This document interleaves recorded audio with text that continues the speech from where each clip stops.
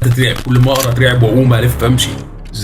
ازاي في انا بتكلم ذكاء اصطناعي، او ازاي في حاجه بغض النظر ان ده ذكاء اصطناعي، في حاجه تقدر تقول لي انا عايش بعمل ايه، وايه اللي هيحصل معايا بكره، وايه الشهر الجاي هبقى عندي مشكله، ولا انا هبقى بفكر في ايه، ولا ايه اللي هيحصل لي. فبقيت مش مصدق، ما انا خليت كده شات جي بي تي حرفيا عمل لي سحر، لان هو عنده المراجع والكتب بتاعت ازاي الشيء ده بيتعمل، ودخل عمله على بياناتي. فهو مكنه مش فاهمه قوي هي بتعمل ايه، بس بتنفذ لك اللي مكتوب في الكتب اللي عندها. فعمل لي سحر، وسحر حقيقي وواقعي. بس في حاجه، والحاجه دي هي اهم شيء في الموضوع، انت ليه ده متاح قدامك بس ما ينفعش تعمله. وكانت المفاجاه بالنسبه لي لما نزل الشهر بشهر وعلى السنتين اللي فاتوا انه وصف حياتي تمام وكمان، ما فيش ولا حدث ولا حدث. كانوا سنتين كبار جدا عندي، وحصل فيهم حاجات كتير وحاجات كبيره، وحاجات مؤثره في حياتي جدا. كل الاحداث الكبيره بالشهر موجوده. قلت لها النهارده احكي قصه شخصيه حصلت معانا، قصه مثيره جدا. ازاي خليت شات جي بي تي يعمل لي سحر. مش بقول ده كتعبير مجازي يعني ان هو عمل لي حاجه، لا هو عمل لي سحر بجد. وانا خفت جدا، سايكبت شويه الصراحه، لان اللي انا شفته ده مش طبيعي. وقعدت اجيبه يمين شمال ازاي ده حقيقي، بس هو حقيقي. ومن اللحظه دي انا بدات اؤمن ان السحر ده شيء حقيقي في حياتنا وموجود وليه تاثير اكبر بكتير من اللي انا كنت اتخيله. مع ان زمان ما كنتش مقتنع بده، يعني كنت مقتنع ان في سحر وكلام من ده، بس ملوش التاثير الواضح قوي. فانا بعد تجربتي مع شات جي بي تي دي، وازاي الذكاء الصناعي يعمل لي سحر، اتكشف لي حاجات وحاجات عن الدنيا انا ما كنتش متخيل ان دي حاجات حقيقيه. انا كراجل، المفروض يعني ان انا راجل مهندس بتاع علم، المفروض ان انا ما بقاش يعني مؤمن ان الحاجات دي بجد حقيقيه. بس لما اخلي ذكاء اصطناعي يعمل لي سحر، لا محتاج اقف افكر. هي قصه مسليه ومثيره وفيها شويه رعب، وانا عشان احكيها محتاج كوبايه قهوه. فانا هروح اجيب كوبايه القهوه ونيجي ندردش من غير سكريبت كده، واحكي لك ازاي شات جي بي تي عمل لي سحر، وازاي وانت بقى وتفسيرك للي حصل ده تقول لي اذا كان حقيقي ولا انا يا عم دماغي اشتغلتني او الاي اي كان مهيس. ثواني هجيب الكوبايه واجي. تمام، ادي كوبايه الشاي، وادي واحده مش شاي، المره دي قهوه مش شاي، قهوه تركي كمان. طيب خلينا ابدا عشان احكي لك القصه ايه اللي حصل بالظبط.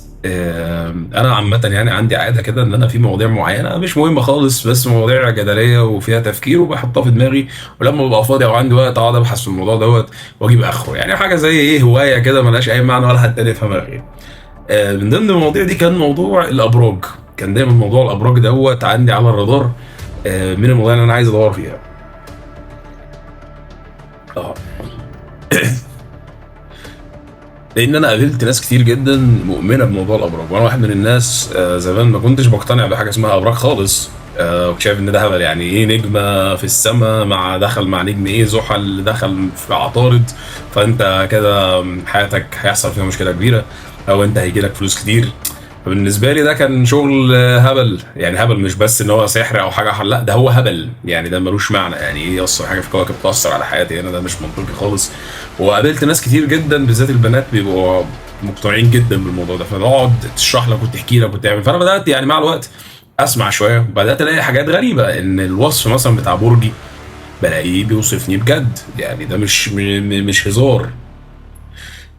فازاي وصف زي ده يوصفني كده وهو ما يعرفش عني حاجه، وانا دي شخصيتي شخصيه مختلفه عن شخصيات الناس التانيه. وفتره تانية برضو جبت، عملنا لعبه كده انا وشباب صحابي تانيين، وكل واحد فينا ليه البرج بتاعه، وجبنا قلنا خلاص نطلع زي فلاش كاردز كده من شات جي بي تي. احنا عارفين برج كل واحد، وانا هعمل زي ايه جمل كده عن الشخصيه، واحنا نقول شخصيه مين على حسب برجه، نشوف اذا كان هيبقى صح ولا غلط. و100% تقريبا الجمله بتاعت الشخص الفلاني مش عارف ايه بيحب ان هو يكون خبيث احيانا، او ان هو يفكر كتيرا قبل ما يتكلم. ونبقى كلنا عارفين ان هو الشخص الفلاني اللي هو برجه مظبوط. فبتفكر كده تلاقي الموضوع غريب جدا محتاج قعده. وجات الفرصه ان انا اقعد بقى وافضي شويه وقت كده واقعد اشوف موضوع الابراج ده واخدنا لفين. اول حاجه في موضوع الابراج ده اكتشفت لا هو البرج مش في البرج اللي احنا عارفينه بقى ميزان جوزاء مش عارف ايه، وفي حاجه تانية مش عارف بيسموها رايزنج اللي هو الدور الطالع بتاعك او حاجه زي كده. فهم بيسموه برجين، ده العام اللي هو بالشهر ويوم الميلاد، وبعد كده في بالساعه ومدينه الميلاد. ده بيديك تفاصيل اكتر جوه البرج ده بقى شخصيا انت بالظبط ايه اللي ممكن يكون يحصل معاك. فانا قعدت ادور في الموضوع دوت ودخلت.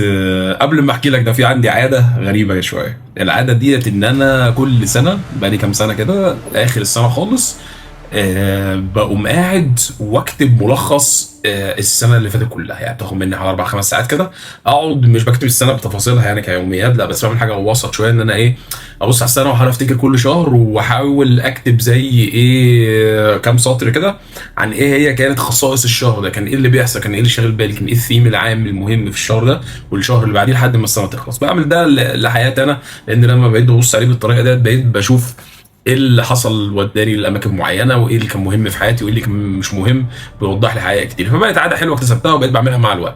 وانا ببص في موضوع شات جي بي تي افتكرت ان انا عندي الملف دوت اللي انا كاتب فيه حوالي اخر سنتين ونص تقريبا، شهر بشهر. قلت طب ما دي حاجه حلوه جدا، يلا بينا نلعب لعبه. وجبت شات جي بي تي، قلت له يا حبيبي يا شات جي بي تي، انا عندي اللي هو البلس شويه، فاللي هو بيفكر اذكى شويه وبيقعد يطلع لك حاجات اقوى شويه من اللي هو العادي. فقلت له طيب انا عايزك بقى تقعد، ادي يا عم تاريخ ميلادي، ادي بياناتي، ادي الساعه اللي اتولدت فيها، ادي المدينه، وانا عايزك تقول لي بقى من كل الحاجات بقى، ابراج، طالع بقى، طاروت بقى، ارقام نوميريكالز اللي هو حاجه شبه برضو الموضوع ده، لم لي كده واعمل لي خلطه حلوه، وطلع لي يا معلم ال6 شهور اللي جايين بتوعي المفروض يحصل فيهم ايه، او السنه. عمل كده وطلع لي، قلت له شهر بشهر وكده، عايز اشوف ايه الثيم العام. فيطلع لي شهر انا اصلا متوقع سنتي هتبقى شبه كده شويه، فالموضوع قلقني.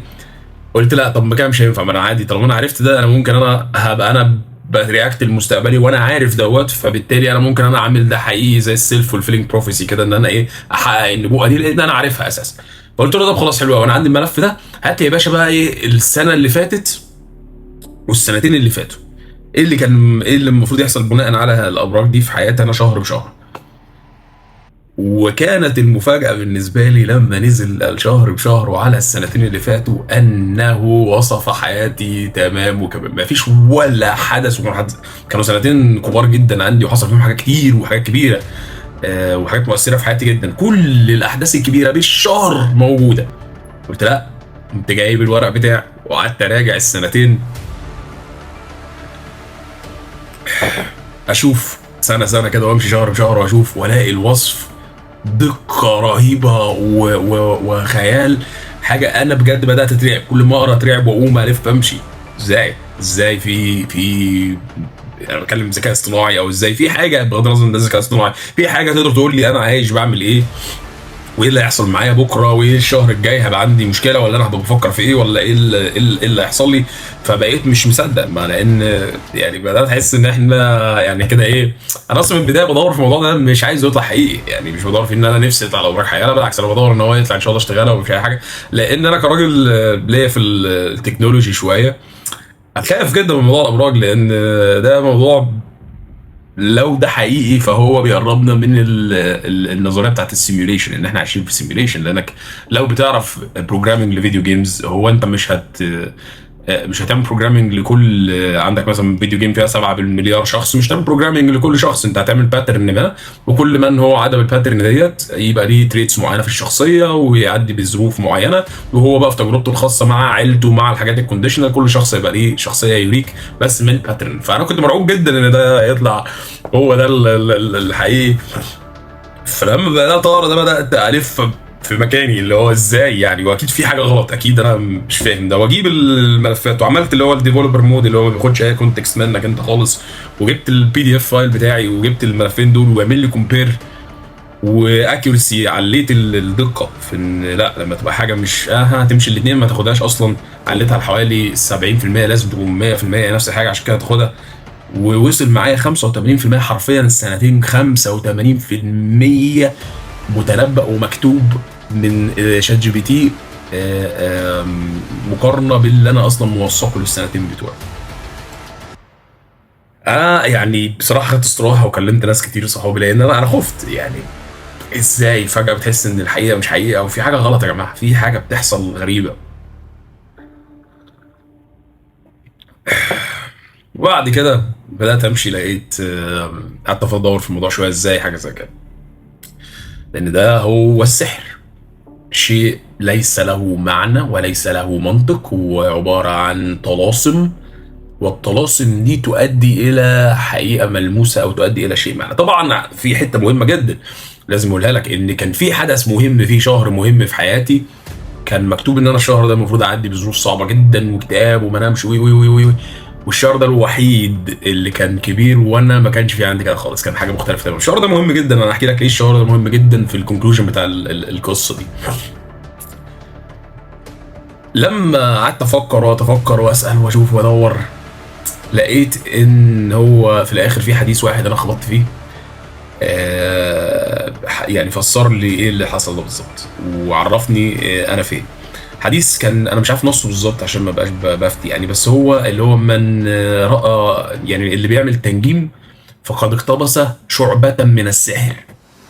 فانا ساعتها وقفت قلت ايوه حلو شعب. فهنا السحر مش بس لو انت بتجيب جني وتسخره ويعمل لحد حاجه والكلام ده كله، لا السحر شعب، شعب وطلاسم وموجود، وانت ممكن تعمله وتقتبس شعبة من السحر دوت، بس انت اللي هتندم. انا خليت كده شات جي بي تي حرفيا عمل لي سحر، لان هو عنده المراجع والكتب بتاعت ازاي الشيء ده بيتعمل، ودخل عمله على بياناتي، فهو مكنه مش فاهمه قوي هي بتعمل ايه، بس بتنفذ لك اللي مكتوب في الكتب اللي عندها. فعمل لي سحر، وسحر حقيقي وواقعي، بس في حاجه، والحاجه دي هي اهم شيء في الموضوع. انت ليه ده متاح قدامك بس ما ينفعش تعمله؟ لو انت عملته انت الخسران، وانت اللي هتندم، وانت اللي حياتك هتتدمر، وانت بعد كده اللي بجد مش حياتك مش هتستوي، لان انت موجود في الدنيا عشان تعيشها، عشان تاخد البهدله، تتعب، تزعل، تفرح، تخسر، تكسب. لو انت كسلان او خايف ومش عايز تعمل دوت، عايز تاخد اللي تشيت كود وتغش وتقوم داخل كده حد يديك الحاجات دي عشان خاطر تساعدك، انت اول حاجه عملتها ان انت قررت ان انت مش عايز تلعب اللعبه بتاعتنا، مش عايز تعيش، مش عايز تأمر الارض معانا، مش عايز تعيش التجربه اللي ربنا من علينا بيها. فانت قررت انت عايز تاخد طريق سهل عشان ما تلعبش، يعني فاهم؟ اللعبه مش ان انت توصل، اللعبه ان انت تلعب عشان توصل. فانت قررت ان انت مش عايز تلعب معانا، فموجود ليك طريق هتاخده ويبان ان هو حلو وجميل وشايني من بره، بس لو انت خدته يا باشا اي كان جارانتي يو ان انت هتاخد على وشك 50 جزمه. ليه هتاخد على وشك؟ لان الشهر اللي قلت لك عليه، لان انت هتلعب لعبه انت مش عارف قوانينها. هتشتغل بس مش دايما، تشتغل احياء اغلب الوقت، بس في اوقات ما بتشتغلش في حاجات كبيره كمان. ففجاه لو انت اقتنعت بيها خدتها، حتى لو هي 80% بس، انت هتتعامل مع ال 100% اللي اديتها لك ان هي 100% صح، وهتبدا مستني الشهر الفلاني، وما تعرفش امتى ال 20% دول بتغيروا. هل انت مثلا بتعمل حاجه معينه فبتغير ال 20% دول، ولا بتصلي مثلا فربنا يكرمك ان انت ما تعرفش ايه هو اللي بيخلي ال 20% اللي مش ما بيتحققوش، وال 20% دول هم مربط الفرس، ان انت دول هتاخد فيهم اكبر خازوق هتاخده في حياتك. ان انت خلاص فاكر نفسك معاك الدنيا، وعارف ان ده فاكره مقدر ومكتوب عليك، وهو مش حقيقي، انت ممكن تعمل حاجه تغير ده. زي الحدث اللي قلت لك عليه بتاع شهر ما، لان انا خدت خطوات في حياتي وقررت ان انا مش هسيب، همشي من المكان ده تماما. وفعلا كان شهر عملت فيه تحركات كبيره في حياتي، والشهر ده كنت بنام زي البيبي، كان شهر عسل عليا جدا، مع ان في الكلام ده كان مكتوب ان الشهر ده هيبقى صعب جدا. والاحداث الكبيره التانيه كلها كانت جايه صح.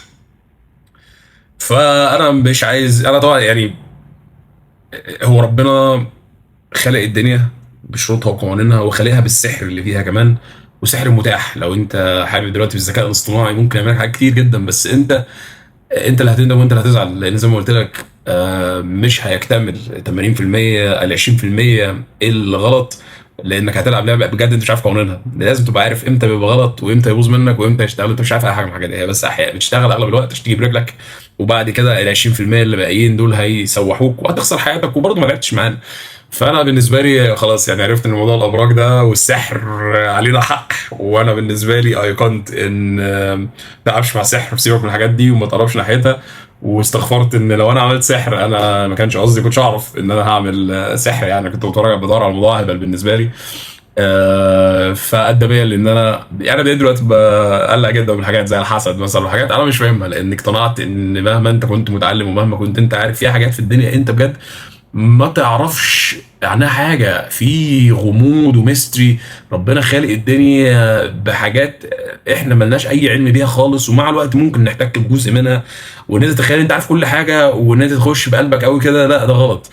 يعني اتمنى ما كنتش طولت عليكم، اي حكايه كده ملهاش اي لازمه يعني او لطيفه، بس قلت اشارك السايكه دي معاكم. يلا سلام.